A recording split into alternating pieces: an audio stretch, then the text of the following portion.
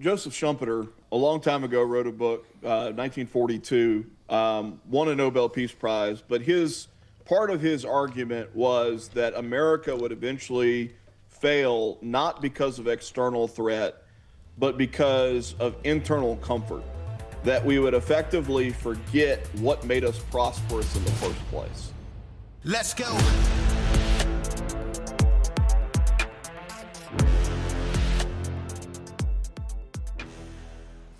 Welcome to Citizen. We got a very special guest today, Mr. Russ Latino. Is that your real last name? Or is this That is alias? my real last name. You're not in witness protection or anything? No, it's not a chosen alias. Although I was on the radio this morning and had somebody refer to my family as the Latinos and got a message from somebody that says, y'all really shouldn't be talking like that about ethnic groups. Just my name, man. Just my name. That's funny. What's the, obviously, I assume that's a Spanish or Latin last name, but how do you know about the family history? Yeah, I do. So Latino is actually an Italian surname, and it's a commoner's last name. It literally just meant somebody that spoke Latin. And, of course, Latin originally came from Rome. Sure. And so it's a very common last name in Italy. It just so happened that when I was about 6, they started using it as a description for an entire people group. Yeah. Create some confusion. We do that from time to time. Just change language and then get mad at everybody for using it the way that we used it 2 weeks ago. Like, you're a I had bigot. somebody on Twitter recently tell me to change my last name. What the fuck are you supposed to do? 800 years of family history. Let me get on that. Jesus Christ. All right. Well, that's stupid. So, you're the founder, CEO of Magnolia Tribune Institute. Tell me what that is. Yeah, so I spent 10 years in the law practice world and then 10 years in think tank and government affairs world. And then in 2023 launched Magnolia Tribune, which is a nonprofit news site based on Mississippi news. A lot of it really was just oriented around me looking at the landscape here and seeing that, everything that was being reported was often being reported with an agenda. It was all pretty pervasively negative. And I felt like at a minimum, we could kind of balance out the media landscape a little bit. So we launched Magnolia Tribune January 2023. We're growing. So it's been a fun ride. Very different from practicing law or doing government affairs work. Yeah, I like, so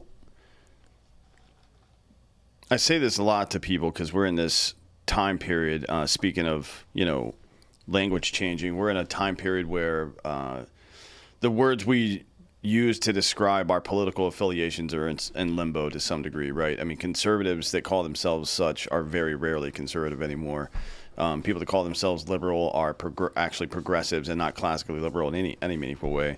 So we're kind of making our way through all this stuff, but I do think the best way to handle that as an individual, because there's a lot of noise out there, is to try to reduce everything down to the principle level, right?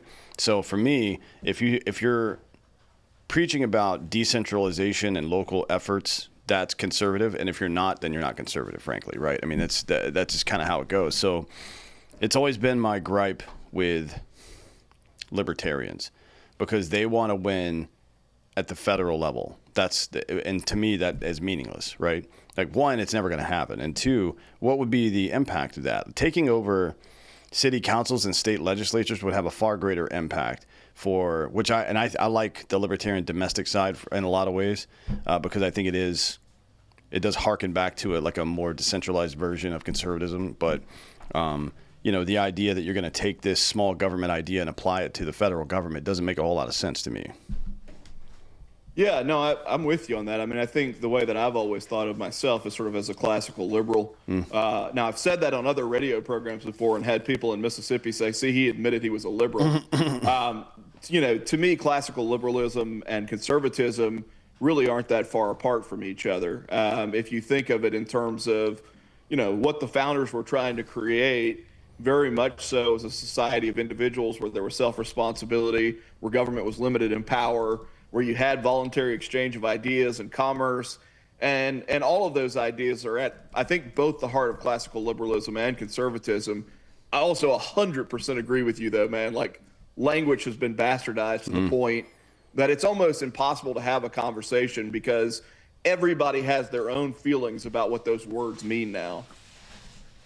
Yeah, and to be honest,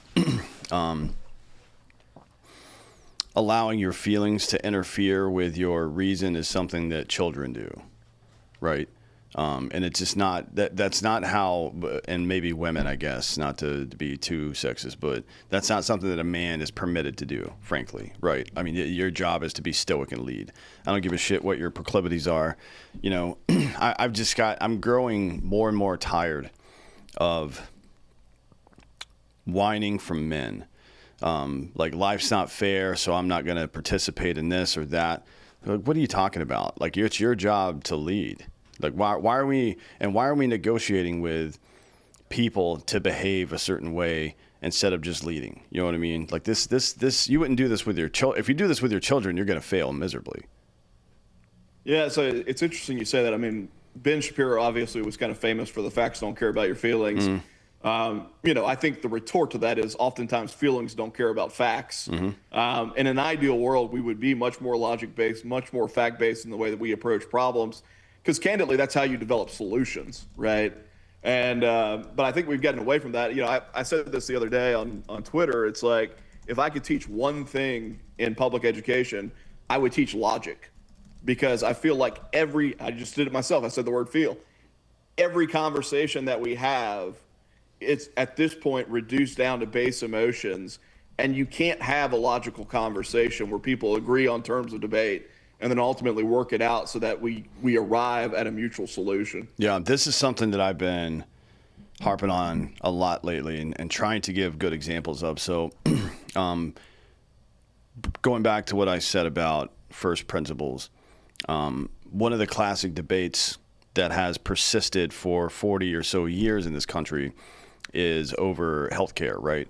And excuse me, people on the progressive left, or even just center left, or even center right in some cases, but mostly on the left, would say that I think we should have free healthcare, and that healthcare is a human right. Well, first of all, nothing that requires the labor of somebody else is a human right. Sorry. And again, that doesn't care about your feelings. That's just how reality works. However, I want to peel that back and try to understand that this person is coming at me from a point of empathy and a desire to take care of other people, which is not a bad instinct, right? That's something that we all should have. And what they're actually saying is that in the richest country in the history of the world, it's probably unethical to tell people that they can be as healthy as they can afford to be. And I think that is a just statement. I agree with that, actually, in principle. So the question is then, how do you solve for that problem? Now, the right likes to think they're trying to solve for that problem with community efforts, 501c3s like churches, for example. And it's just not working because those people aren't doing the actual work. Now, it's not to say that some or many of the smaller churches are not doing that work, but these large mega churches are definitely not. They're profiting off their faith and not. So like, let's take Osteen, for example. One of the worst human beings that's ever existed, probably, because he's weaponized people's faith against them and tried to extract wealth from them. That's about as bad as a person you can get, right? And he does it through, LLCs, not through the 501c3. So the church itself is a 501c3, doesn't pay taxes on any of the funds that go through that. But then he sells DVDs, right? Or books or whatever, and makes an incredible profit on that and writes off losses from the company. It's like, this is very unethical. These people should lose that status, in my opinion. And they're not going to, because it's a very unpopular thing to discuss. But that's how the right has ineffectually tried to solve that problem. And then the left obviously just wants to tax the shit out of people. Neither of those things are reasonable. There are things like Crowd Health, for example, though, Crowd Health is a pretty libertarian dude. And it's a co-op, right? Like you pay into a system that when you have some kind of catastrophic situation, other people can come to your aid. And that is community, right? This isn't about forcing people to pay taxes at the point of a barrel. You know what I mean? It's like, hey, we want to give you the opportunity and the logistical capability to help your fellow man. And nobody's more generous than the American public. You don't need to force these people to help each other. They will do it. You just have to get the fuck out of the way. Yeah, I saw your clip talking about charity and conversation, and I think it was about this topic, right? That like if you start from a vantage point, and I've often described it as grace. If you start from a vantage point of grace, where you assume that the person that you're talking to, even though you disagree, is not evil, that they have good motives in mind, then you can have a much more constructive conversation. I mean, look, the truth of the matter is this government, since LBJ's Great Society, has spent $30 trillion trying to alleviate the symptoms of poverty. And if you were to look at statistics, we're really no better off than when we started. And so clearly those programs haven't been efficacious. At some level, when you're assessing the quality of government that's being produced, it should be based not on intentions, not on the amount of money spent, but it should be based on results. And so you look at that and say, well, those are piss poor results. I think on the flip side that you're right, that if the government's not going to do those things, then the people have a duty to each other that transcends government to step up and figure out ways to help people who can't help themselves. And, you know, I agree with your criticism of the church insofar as I think that it's a natural consequence of government filling a role that churches should have always been filling. And this happens with individuals too, right? You become dependent on something, and that dependency takes away your initiative. Yes. It takes away your drive to go out and do something big. 100%. And so I think that's happening not only at the individual level, I think it happens at the organizational level, where government's gotten so big that it assumes the responsibilities that we all should have. Yeah, I couldn't agree with that more. And it's, you know, and I guess the last part of it is that is how, excuse me, that's how governments and institutions gain power, right? That's how they do it. And it's not unintentional. When the government shows up somewhere and nobody has their hand out, they have no power there, right? So they'll do one of two things. They'll snake oil and move on to the next town, or they'll try to create a need in that area, right? That's typically how it goes. Even if it's a need that you didn't know you had, they create solutions that didn't have problems, right? And it's really mostly about extracting labor and wealth from the population and gaining power. Now, this is the thing that I like most about having these conversations, is that just knowing this, you now have the capability of affecting your day-to-day life in a way that voting will never allow you to do, in my opinion, right? You can help solve problems in your local sphere and encourage other people to do the same. And just through those actions, create decentralization and limited government, right? In a way that even running for office and winning would not allow you to do, right? So we all know that this kind of psychology is contagious too. Like when you see, there's a social experiment I like to do sometimes. I fly a lot. So when I get on a plane, I just keep an eye out for somebody that needs help with their bag, like a small woman or an old person or something like that. And I just get up and help them, right? And I sit back down and watch, and then other people will start doing it as well. That shit is contagious, right? We are built by nature to serve each other. That's just how it is. It's why we build these cities with walls around them to keep the existential threats out. It's in our DNA. It's instinct, right? You just have to activate on that stuff. And the more you do it, the easier it gets. Yeah, no, that makes a ton of sense to me. I mean, I think you had on my buddy Kevin Lavelle recently. Kevin and I worked together for a spell. You know, we used to always have these conversations about like the way that society's problems are going to be solved are individuals essentially short-circuiting or going around government. Like government's going to do what it's going to do. It's going to be big and wonky and unwielding, but the real solutions are going to come through private innovation. And a lot of those conversations candidly happened in the context of healthcare, where it's like, you know, government has created such a monster in our healthcare system with the third-party payers that we've got, that it's almost impossible to make real systemic changes to those things. What we're going to need to do is innovate our way around it to solve the problem. And candidly, there are an awful lot of bright minds out there that are trying to do it. You know, I think the other thing that resonates with me that you said earlier is that at some level, these things have to happen at the local level. Like we fixate so much on what President Trump is doing or what President Joe Biden did before, right? Or what Congress is doing. And those things occupy all of our time if we're like on Twitter or watching cable news or whatever. The stuff that happens at the city council level, the stuff that happens in your state legislature is going to impact your life way, way more than the stuff happening in D.C. And this is the positive part of it, is you have way more of a chance of actually influencing outcomes working at that level of government or at the community level than you ever would petitioning your congressman in D.C. That's the entire point of federalism. I mean, we set it up this way on purpose, right? We set up a republic and a federalist system on purpose so that power would be concentrated at the lowest possible level. But it requires you to hold that power. Like you, and it isn't, sometimes it means running for local offices, some stuff like that. But most of the time it just means paying attention and collectively saying no when stuff is stupid, right? That's like we saw a couple of examples of,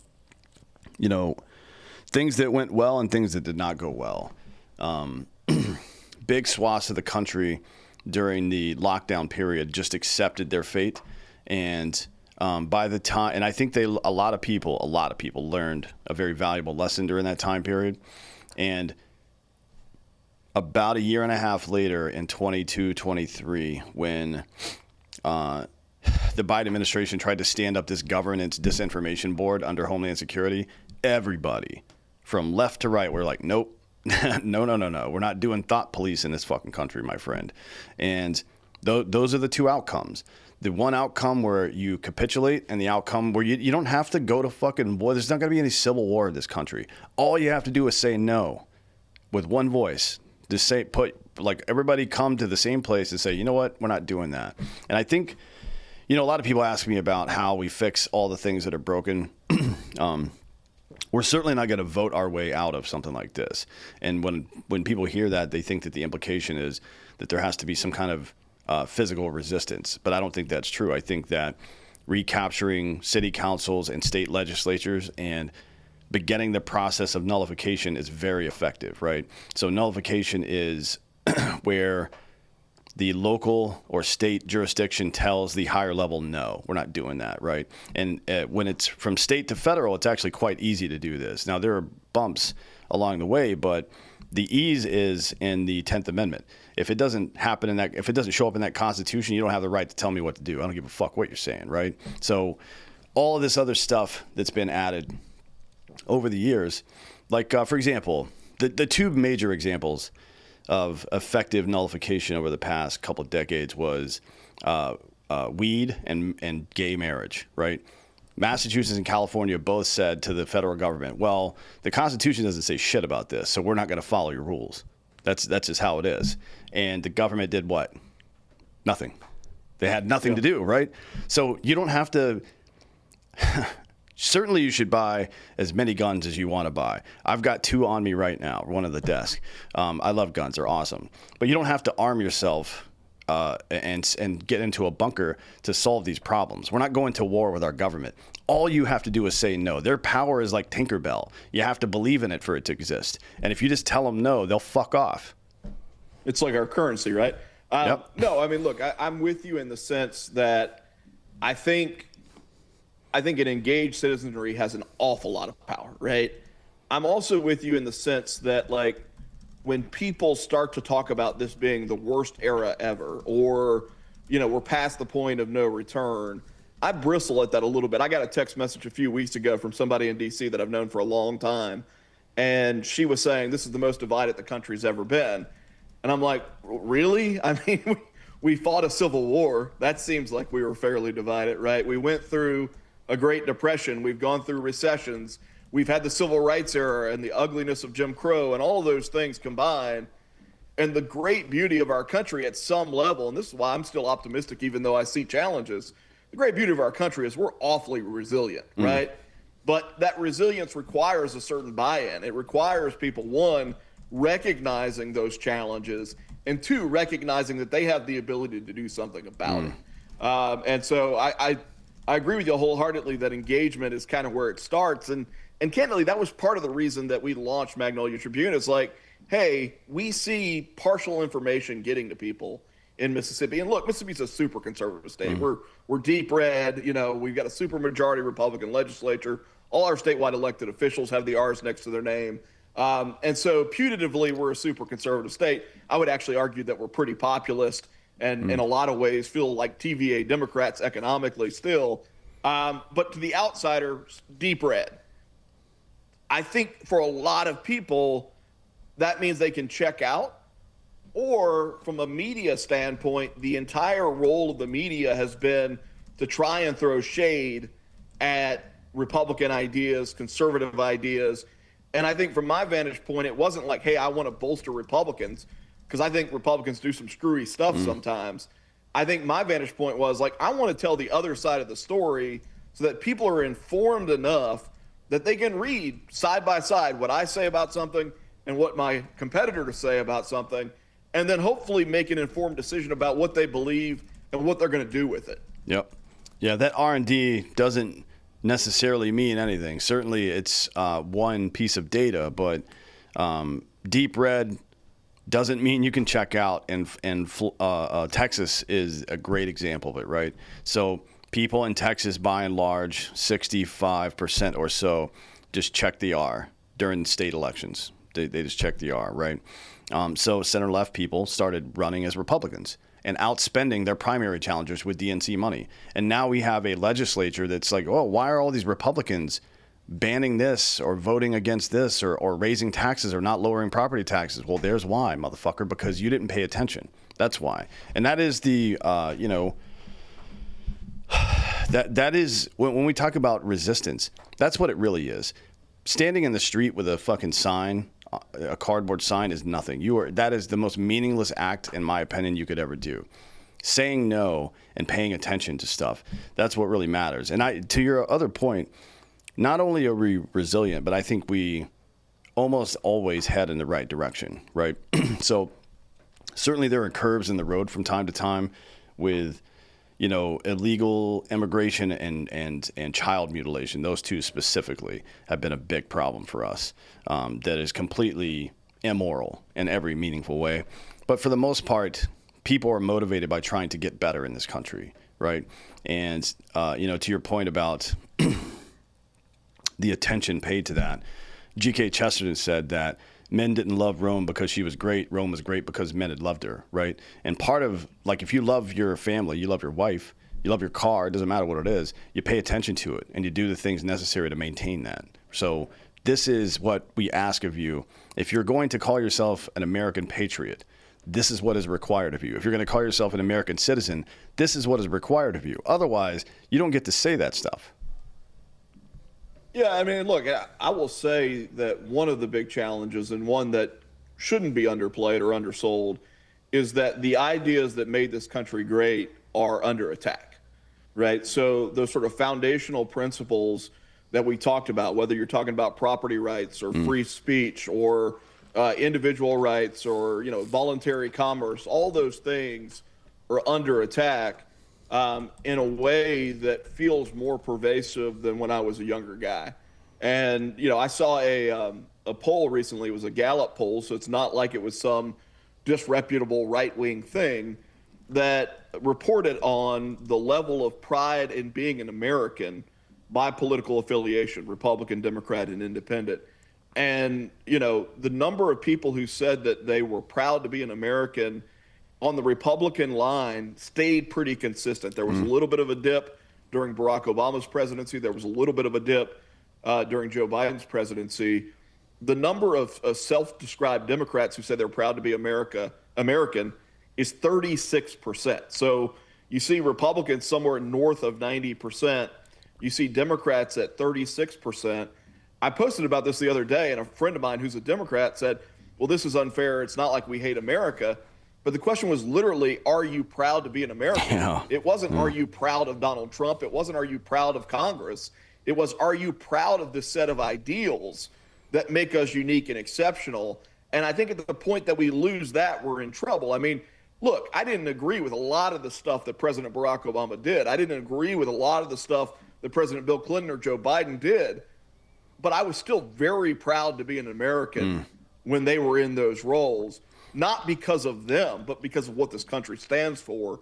And I think those things are kind of slowly being eroded.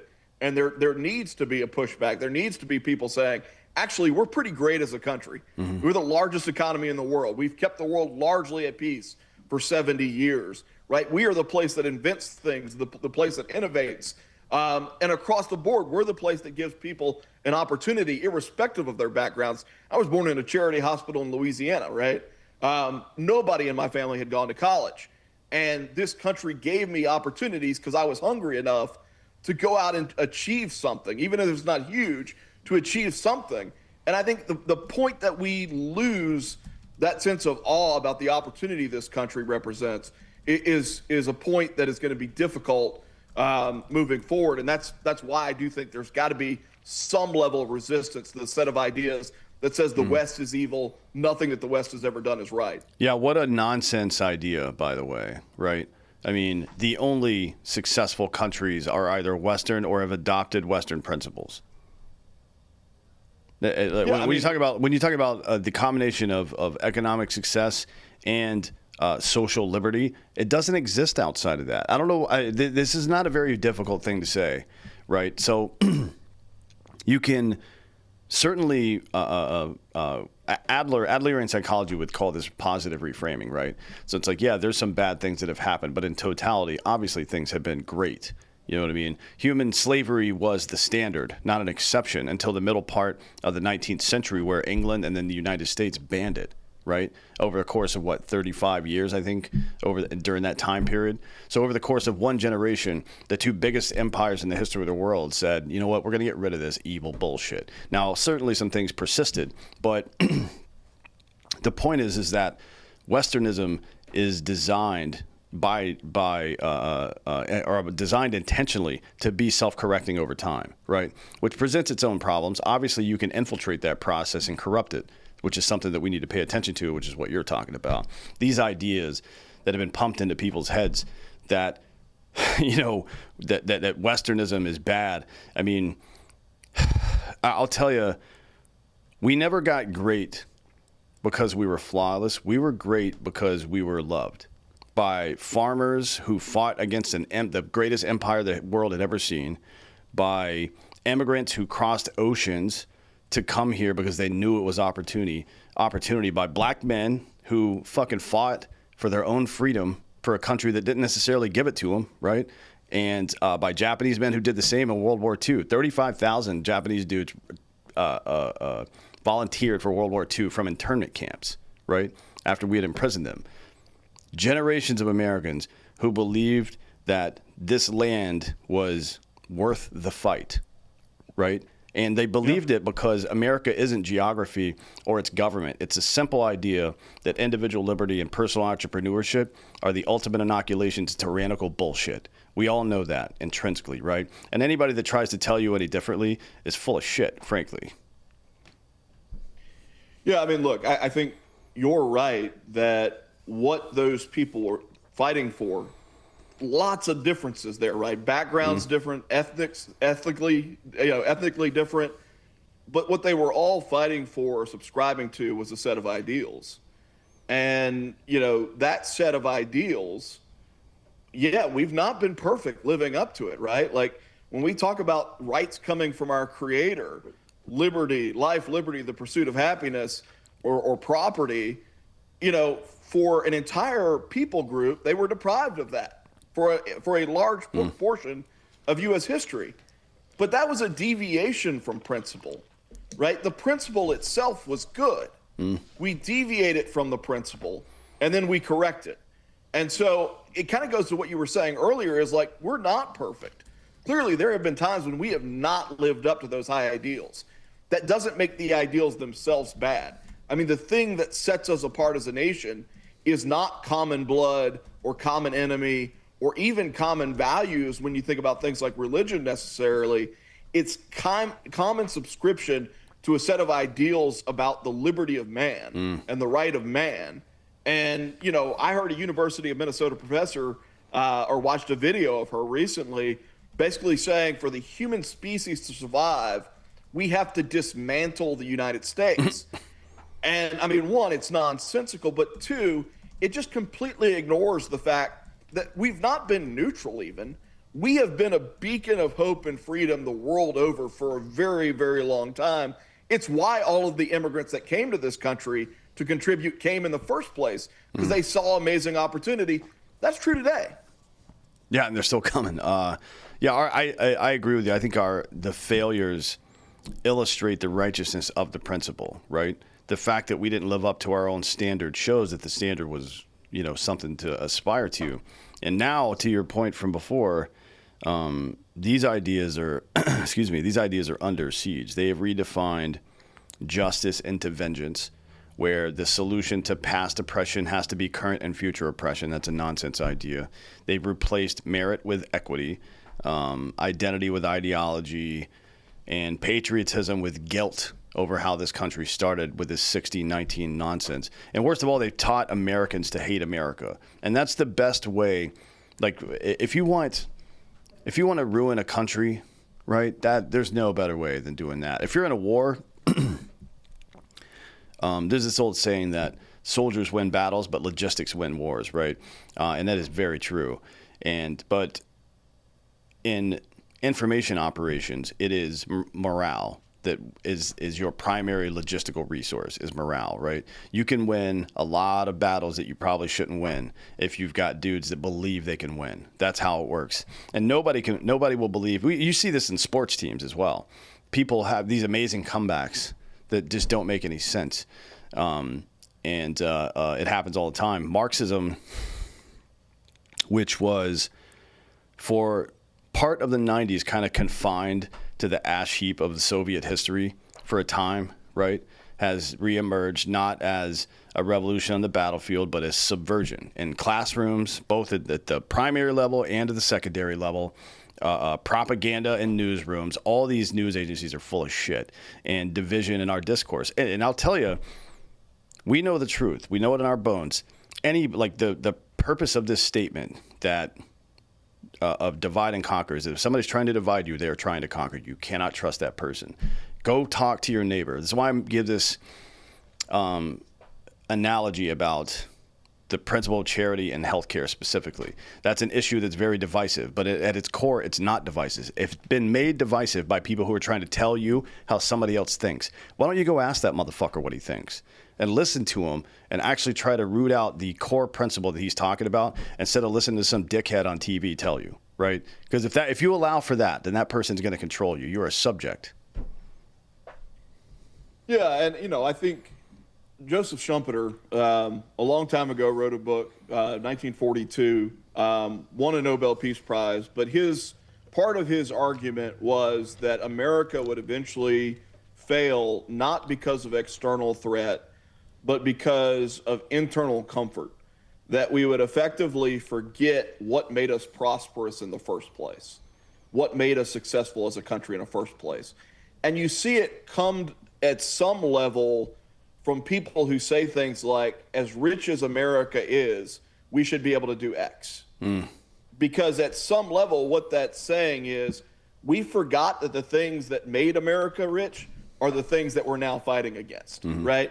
So free enterprise made America wealthy, right? Trade made America wealthy. Yeah. And at some level, we're now almost assuming that wealth can be taken for granted no matter what the ideology is that we apply. That if we apply Marxism, we will still be wealthy. We know from history, right, that that's not true. We know about bread lines. We know about 100 million deaths, in part because government had to subdue people who didn't like living in squalor, in part because people were starving, right? And so at some level, the conversation is not just about what do you want. We all want to live in a society where people have enough food, where they have access to health care. The conversation needs to be what yields the greatest likelihood of those things being achieved. Right. And I would argue, for all of its flaws, the free enterprise system is that thing, that it has lifted people out of abject poverty, that it took us from a point of life expectancies in the 40s to life expectancies in the late 70s, that it made us literate as a people and learned as a people. And all of that stems from what I think is economic liberty And when I hear people talking about things like, well, I have a right to a house, or I have a right to a cell phone or health care, it bothers me not because I don't want people to have those things, but because the underlying presupposition of all of that is I have the right to take from you in order to supply that. And you said this earlier, that no man has a right to the labor of another person. Mm-hmm. That's a fundamental basic tenet that I think people miss out on when they say stuff like, I should get health care free. Well, health care has a cost. It costs money for a doctor to go to medical school. It costs money for a nurse to go to nursing school. It costs money for drugs to be developed, for machinery to be developed. It costs money for a hospital. And so what you're really saying is I have the right to make Russ, or Dan pay for that. And, at some level, I think you just got to fundamentally reject that. But the rejection of that thought doesn't mean that you don't care about that person. It doesn't mean that you're not trying to figure out ways to make sure people develop the sort of self-sufficiency skills, and then people who can't take care of themselves, that they're not taken care of by the community. Right. Yeah. I mean, there's another thing I say all the time. Just because you don't like somebody's solution to a problem doesn't mean the problem doesn't exist. And if you pretend like it doesn't exist, or you criticize them for outing the problem, then you are inviting someone else, probably a bad actor with motivations not your own, to come in and solve that problem. And they're going to do it in a way that you don't like. So it's just not acceptable. And, it is the decentralization and the free enterprise that made us wealthy, and it's trade that's made us wealthy. And we can't have government interference and overtaxation from the left, and we can't have isolationism from the right if we want to continue to be wealthy. It's that simple. Now, you can, if it is your position that you want America to degrade as a global power and not be as wealthy as we currently are, that's a position. I don't think it's a reasonable one, but you're entitled to that position.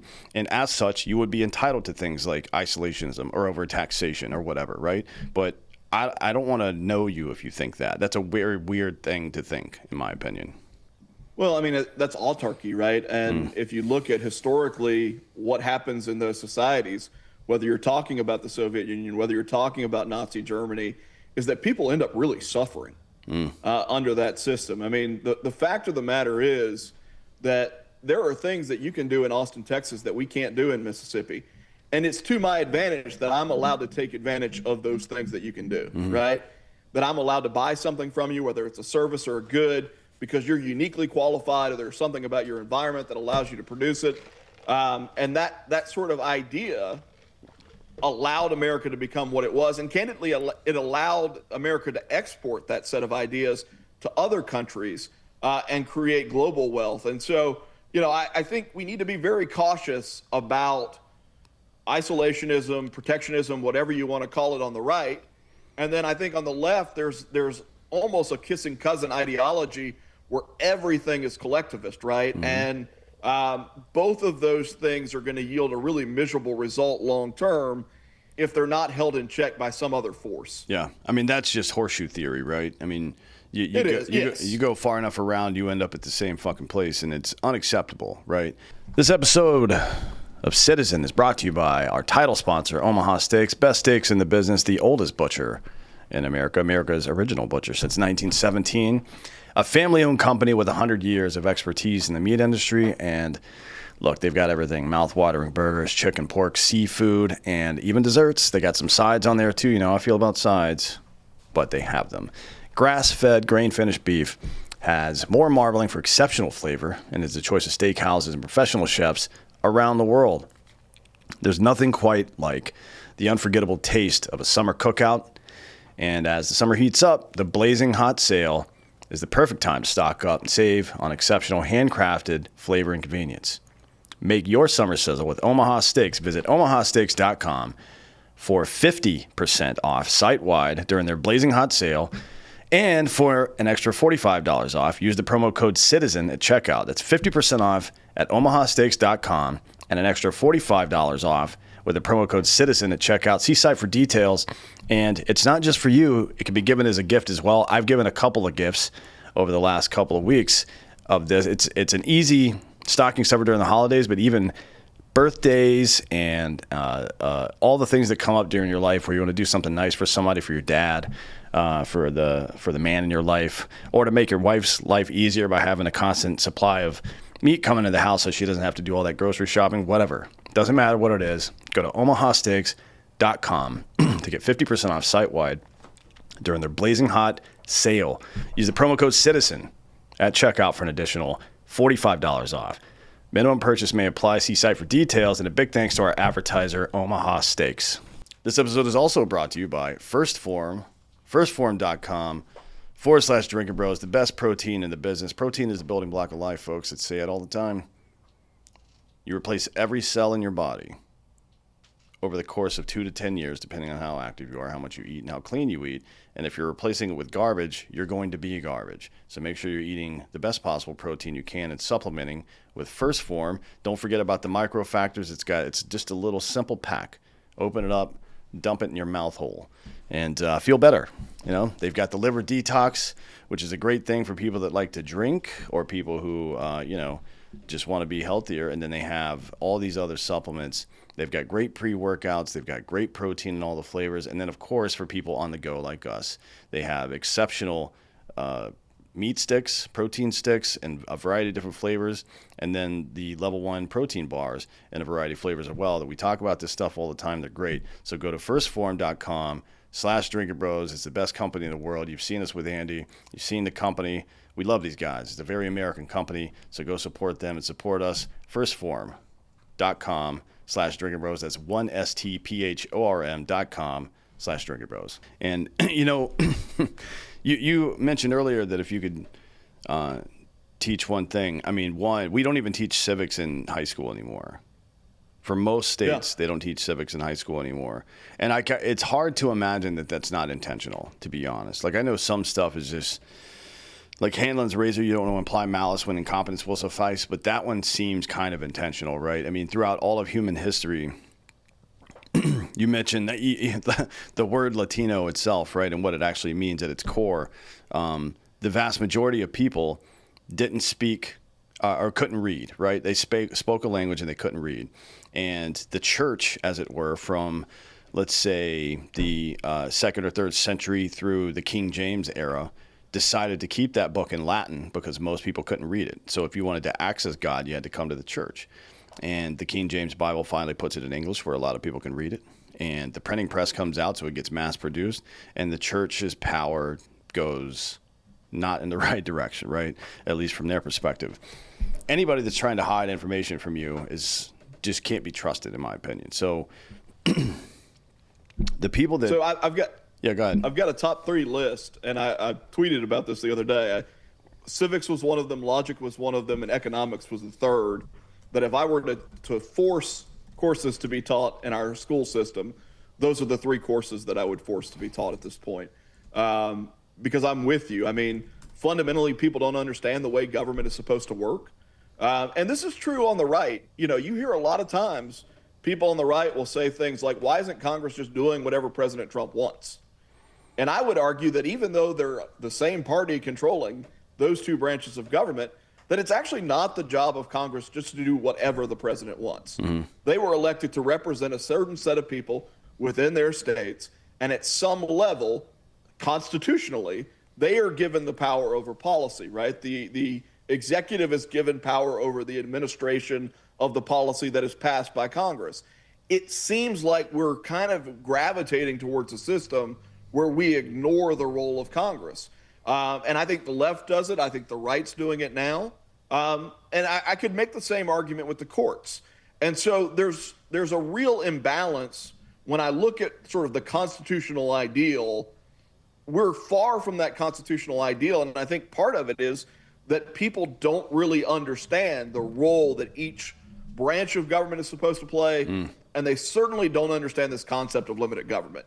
We have gotten to a point in our mindsets as Americans where our first solution is government should be doing X instead of what is it that I can do? What is it that's happening in my community where I can make a difference? It's government should be doing X.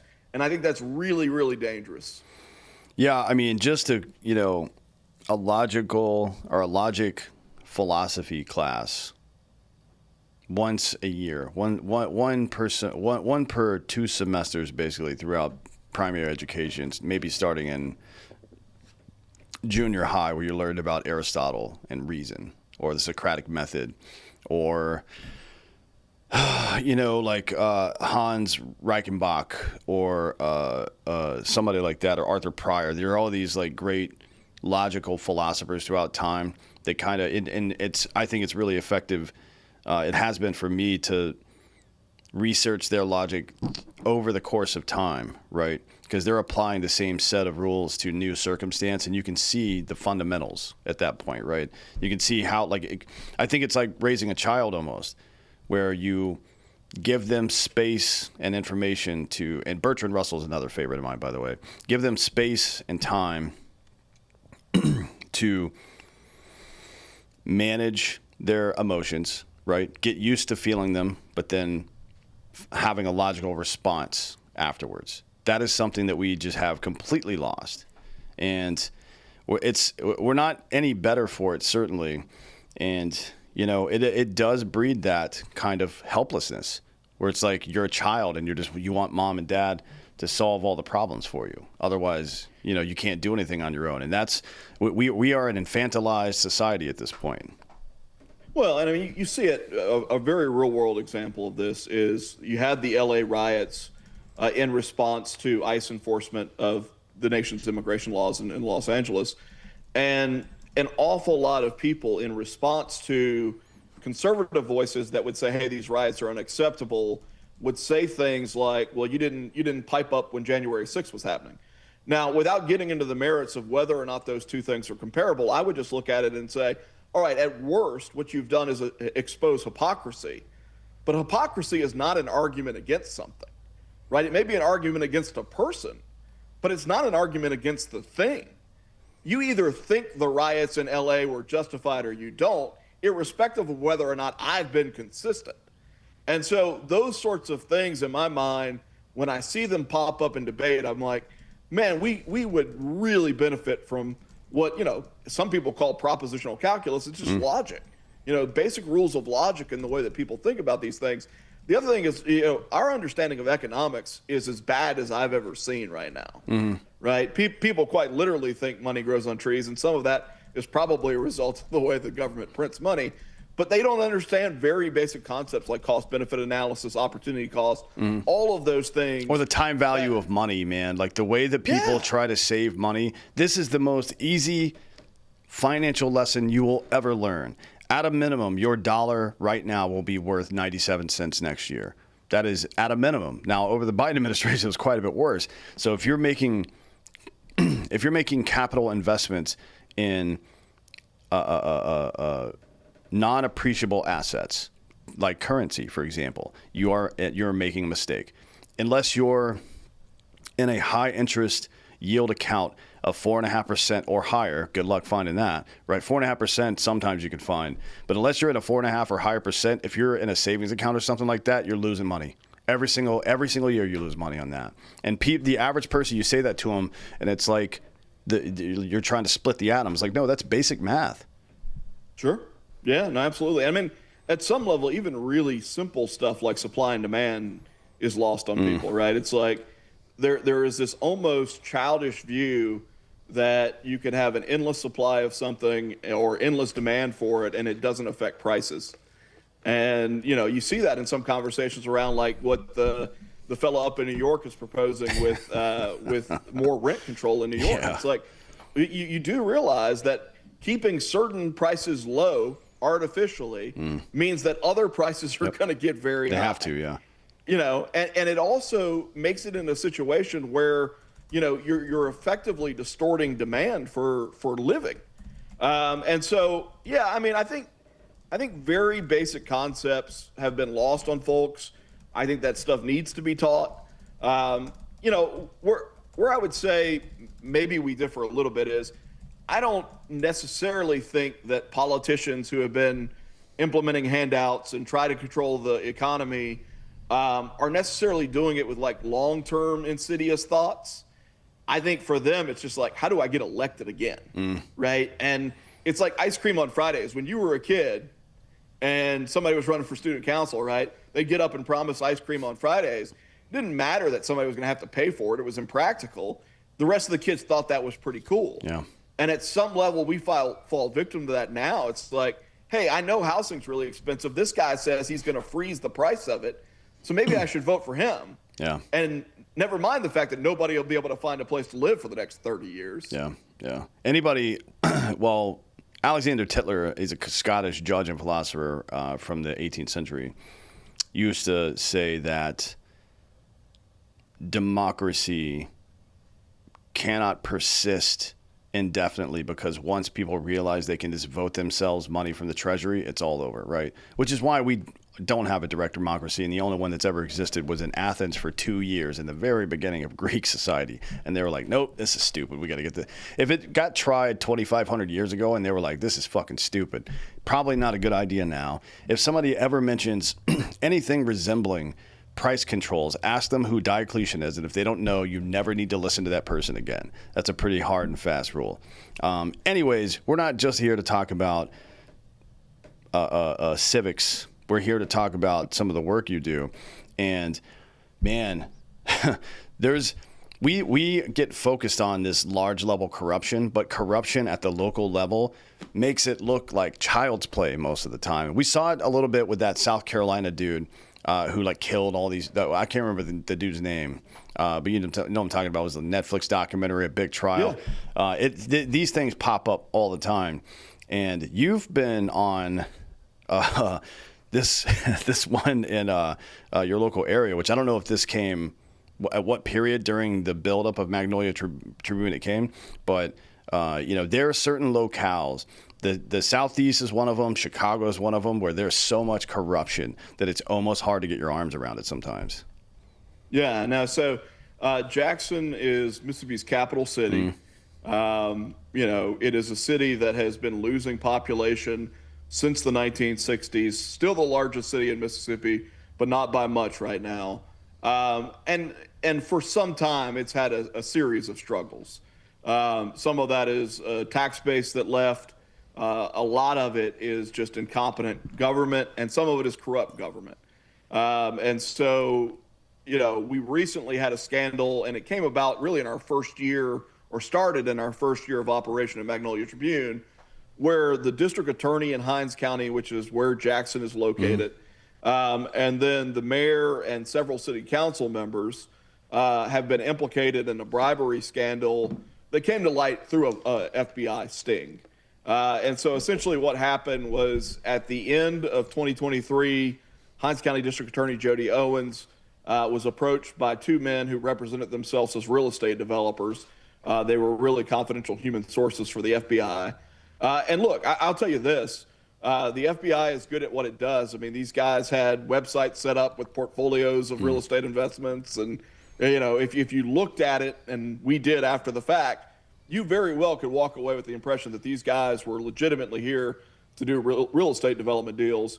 But anyway, they approached the Hinds County District Attorney saying that, hey, we'd like to be in business with you and do some real estate deals in Jackson.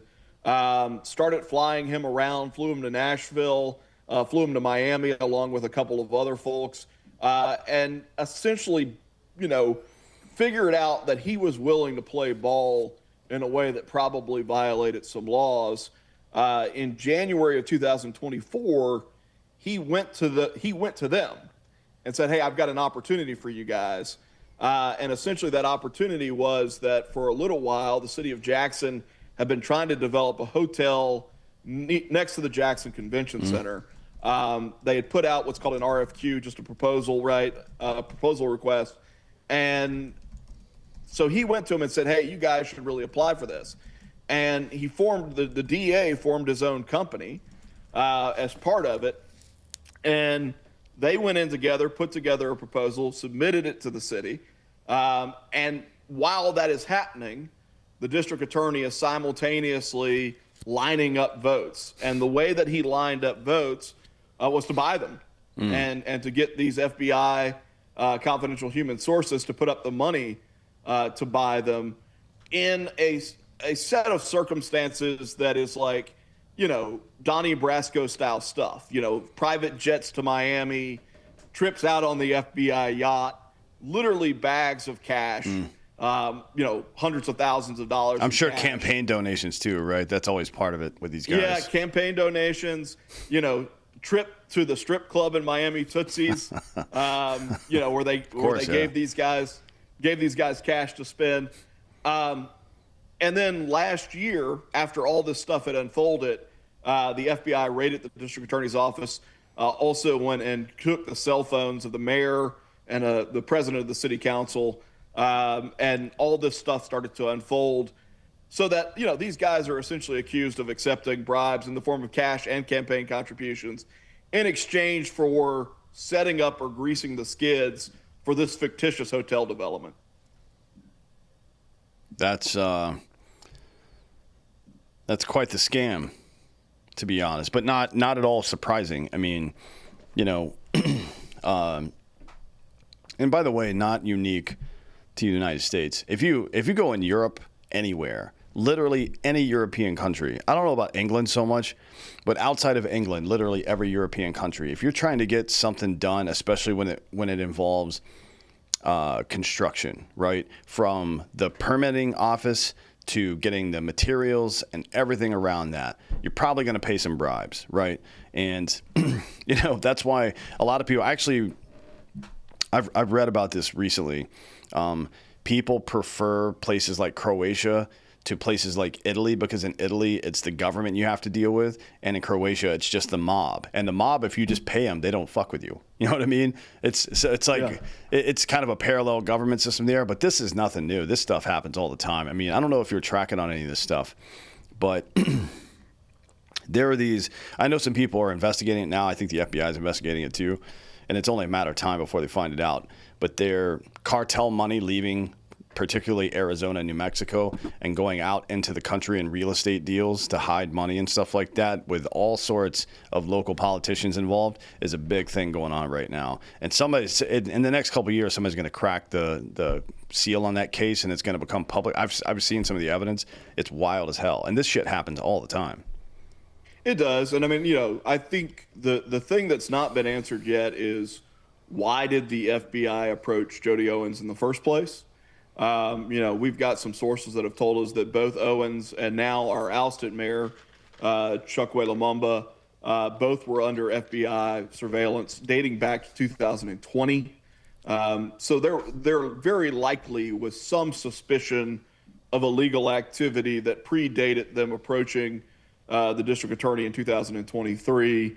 And all this stuff unfolded very quickly. I mean, basically, it's a period between August of 2023 and late April of 2024.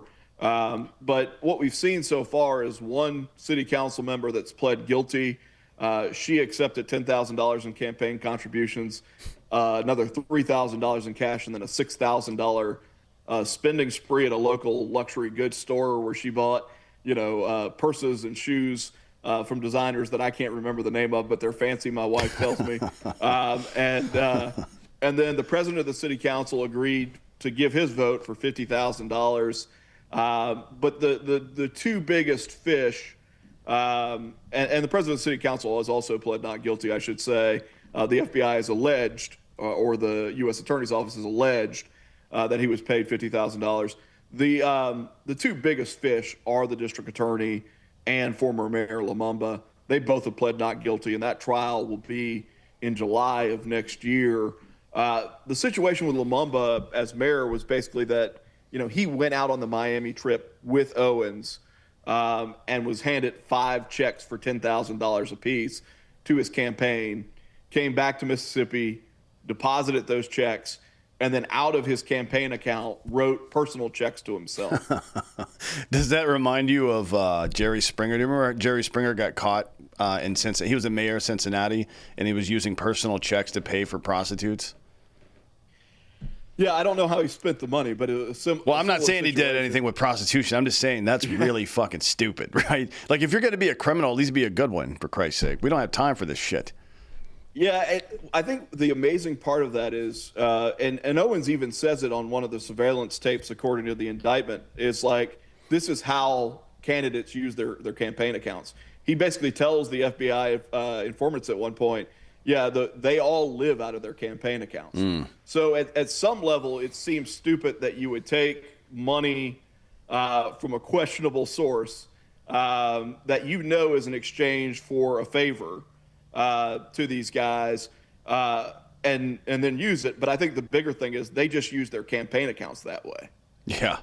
Well, I mean, it will come as no surprise to anybody that Jody Owens was one of these Soros DAs, of which between DAs, attorneys general, and prosecutors and all this other stuff, judges, I think Soros has now funded somewhere around 300 across the United States directly, not to include what he's given to the DNC, what he's given to progressive candidates around the country, and then, of course, $1.5 million for Gavin Newsom's recall. This is not great, the way that we've allowed this infiltration into our political system. I mean, our political system has its own problems without all this stuff, just in general, just like any other system would have, right? It's just something that requires maintenance. But allowing these large actors, including Elon Musk, anybody, right, to have that much influence on somebody because of the wealth that they have, maybe that's just how it is, and there's nothing you can do to stop it. I don't know. But we shouldn't be trying to help them, right? And Citizens United does just that. That's a big, big problem for us. Yeah, look, I might come down on the other side of that one a little bit, just because I do actually believe that, one of the ways that you exercise free expression is through support of candidates. And so I struggle with the idea of saying an Elon Musk or George Soros even, shouldn't be able to give to whatever they want to give to. I think what I would say is that people need to be aware of what strings come with that, or what ideology comes with that, right? So that if you hear that this is a Soros-funded district attorney and you don't necessarily subscribe to that set of ideology, that should be an automatic no vote for you, for that guy, right, or that gal. Sure, yeah, that's fine, but the vast majority of people are too ignorant or stupid to make that distinction. Let's be real about that. Like, people need to be led, and I think it's always a balancing act. Like, what we're going to resist against, what we're going to make illegal, right? Because obviously you don't want to go too far. And I think there's this debate between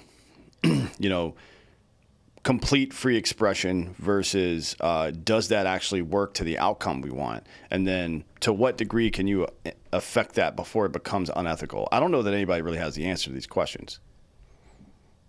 Yeah, I certainly lean and would err dramatically on the side of free expression, just because I think we get dangerous when we start telling people we think this kind of speech is profitable and this kind of speech is not profitable. And I don't mean that in terms of dollars and cents. I mean for purposes of society. Because then somebody's got to be in the position to make those decisions. Yeah, and the government shouldn't be involved in that shit at all, because they can't be trusted. Risk, right? Yeah, I say the same thing about gun rights. Like, I'm sure that everybody that is listening to this, and I've said this many times before, I'm sure you can think of one person, whether you know them personally or not, that should not have guns. They're crazy or stupid or whatever. But what we also know is that if we leave the government in charge of that and give them that rule, then they will make that a rule apply to people that they don't like. And that can't happen, right? We just cannot allow that.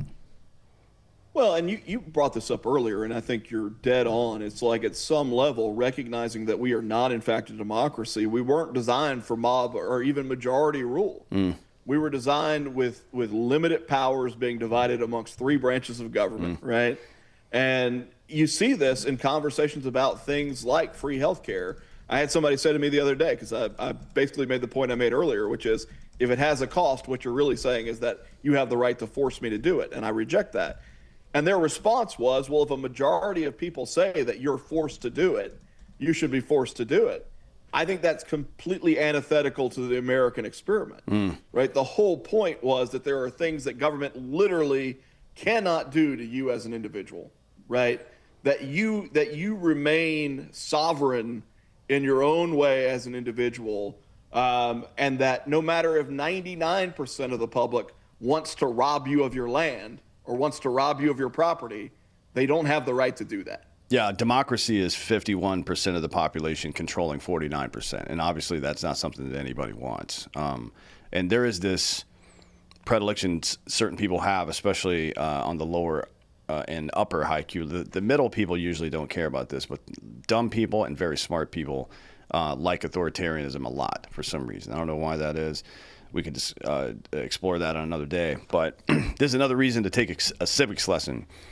How many Americans that are chirping about this or that on Twitter know who Montesquieu is, right? Like, who was the father of separation of powers idea in the first place? Do you know anything about why he came up with that from the French court, right? Like, what problem was he? Same thing with John Locke, right? What problem was he solving with this concept of individual property rights? And, for Locke, you got to take it back even before, but, big piece is the Magna Carta, and then the levelers with an agreement of the people trying to extend this personal liberty out as far as possible to everybody. And then Locke says, you know what? What is the ultimate expression of liberty? And it's the ability to apply your labor to the earth and extract wealth from it that belongs to you and nobody else. That's what the purpose is. And that the ultimate property is oneself, right? And everything, every other right flows from that. And then Montesquieu, doubled down on this and with the realization that though government is intrinsically flawed, it will happen. So let's make it as not weak, but effective in what it's supposed to do and ineffective in what it's not as possible by creating these three branches that are completely separate power-wise. And if you don't understand any of this stuff, to be honest, you really don't belong in the conversation. And I'm not saying don't participate. I'm saying go fucking learn it. Go learn it and then have an educated opinion on it. And everybody's going to be a lot better off. Yeah, I mean, well, certainly Lockean principle is around property rights at its essence, right? And, you can't have a conversation about wanting Marxism and that it somehow be consistent with the sort of Lockean foundation of the United States. So I would agree with you on all of that. I think it's one of the reasons that civics is so important. I don't know what the long-term solution is. I mean, certainly part of the solution is to get government schools back in a place where they're actually teaching those things. I think at some level, though, people are going to have to want our country to be better, right? People are going to have to want information. Like, you can design all the programs in the world. You can make K-12 education do all of these things.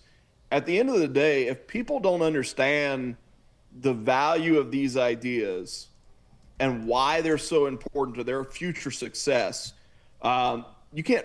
There's not a lot you can do to force it. Yeah, that's 100%. And, there's these recognitions that I think people need to come to terms with. One, government is going to exist, right? So, let's keep it small and at the lowest possible level, and that requires your constant attention and action. And then understanding the mechanisms of it so that you can affect it in the way that best benefits you, because that's how we all do well. When we all do better, we all do better. The truth is that this is the way that you should think about this from a bottom up, right? So we have this issue that we all want to deal with. We all have an opinion on. We see if we can agree on it at this level, the federal level. Nope, can't agree on that. Okay, well, let's go down to the state. Can't agree on that. Okay, let's go to the community. No, we still can't agree on that. Okay, that right returns to the individual. That's not our business anymore because we couldn't agree. And I think that's a good way to start, right?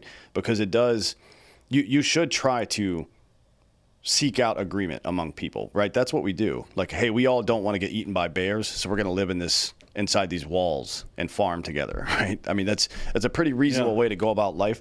And just being tribal, like the end of tribalism is war, always.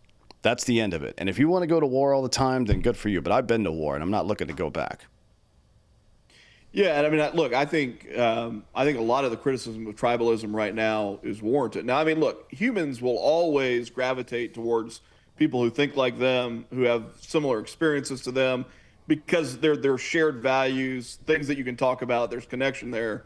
But tribalism is understood today as a pretty dangerous thing, and I think it manifests itself in this idea that, like, whatever my team does is good, and I've got to defend it hardcore. And whatever the other team does is bad, and I gotta go at it hardcore, right? And the reality is, like, if you're a Republican today, there's a lot of stuff that's happening in the Republican Party that's not good. Mm-hmm. And when it happens and it's not good, you shouldn't bend your morals, right? You shouldn't bend your principles to fit it. You should be willing to say, actually, I disagree with this. Yeah. Yeah. And I mean, your actual job is to conduct maintenance on your own side. based on your principle, not to just agree with them, and certainly not to blame the other side. I mean, the Bible says this: get the plank out of your own eye first, right? This is a fundamental principle of life. If your house is on fire, don't go complain about the neighbor's hedges. That doesn't make any sense. Yeah, and look, I had somebody the other day say, like, you spend more time criticizing people who call themselves conservatives or Republicans than you do people who call themselves Democrats or liberals. Yeah. And that was part of my response was like, yeah, and I spend a lot more time correcting my own kids than I do the neighbor's kids. And you know, that's my family, right? Mm-hmm. And so it is my job at some level to make sure that my family is behaving correctly. It's not my job to make sure that my neighbor's family is behaving correctly. And so I think it's healthy for people within a tribe or within a movement to think critically and to be willing to speak critically. And unfortunately, I think we're seeing a lot less of that lately. Well, the good news is I feel like, you know, some of the things that have happened recently, the lockdown stuff and a bunch of other stuff, has, for a lot of people, woken them up. And a lot of people, it has created some nihilism or black pilled. I think that if you're one of those people that was woken up by all of this, do two things. One, educate yourself on these civic principles that we've spoken about and hold to those things, because that's what really matters. That is the pathway to success that we have found. And it's, you know, certainly we'll have to adjust as new circumstances arise, but those are the principles we found to be most effective. And the second thing is what I mentioned the Bible is what I call the Great American Commission, right? So we know the Great Commission from the Bible, which is to go forth and spread the gospel to all men. I think that you might be the only America that somebody ever sees. This person that's been black-pilled or is now nihilistic or disenfranchised about their experience because of all the propaganda that they've heard and the mismanagement of government, they are still reachable if you can communicate to them these civic principles. Like, if these things happen in your community, it will become successful. Here is the blueprint, right? Here is the historical reference to it. America is the best country in the history of the world. And when you run into someone who thinks otherwise, you let them know, not in anger, but with love for this country, right? Because that's what builds that kind of camaraderie and the willingness and morale to go forward. So that's the challenge, I think, for people right now. Yeah, you know, I would just say in the context of Christianity that I think it's really important that we not conflate Christianity with Americanism in a way that creates an idol out of Americanism, right? And I think that, you know, you talked about Joel Osteen early in the program. There are a whole lot of people who have figured out ways to profit off of Scripture or contort Scripture to fit a narrative that benefits them. And I think, you know, if there was one thing as a Christian that I would say is, like, our political ideology matters. Our engagement in our community matters. But we should never put those things in front of the cross. And so at some level, you know, I look at the modern church and I think there are pieces of it that have been bought and that are promoting idolatry in a way that ultimately separates people from Christ. And obviously that's not good. Yeah, no, I agree. I'm not particularly or super, I guess, religious myself, but I completely agree with that. And I think if you go down this journey of really understanding what problems were being solved by the liberty movement, if you want to call it that, from the 13th century through the 19th century, really, then you'll see that there is a distinct parallel between Protestantism and Reformation, more so Reformation than Protestantism specifically, but Reformation and the Liberty Movement, Reformation in the Christian Church and the Liberty Movement, almost parallel through human history. And to some degree, of course, it did, because they were Christians, right? But and one thing informs the other. But even if you take it from political theory and theology, you can see them follow each other as they're trying to become, as our Constitution says, more perfect. So I think there's a lesson there, right? Yeah, no, it makes sense to me. I think the danger is if you try and you try and make Christianity subservient to what you want, right? Instead of, Christian theology very much teaches personal sacrifice. It teaches obedience to, the Scripture and God's Word. And I think sometimes we almost try to turn the table and make the Bible a tool to serve our interest instead of the other way around. And that's the part that I think is dangerous. I don't think it's at all dangerous that Christian ideology helped to shape some of our founders, right? I think those values have made us a better country.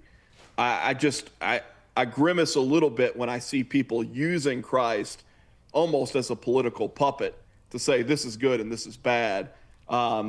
It feels carnival barkerish to me. Yeah, it is. Yeah. Well, keep those things in mind and more, obviously, and do, the history is out there, and luckily for us,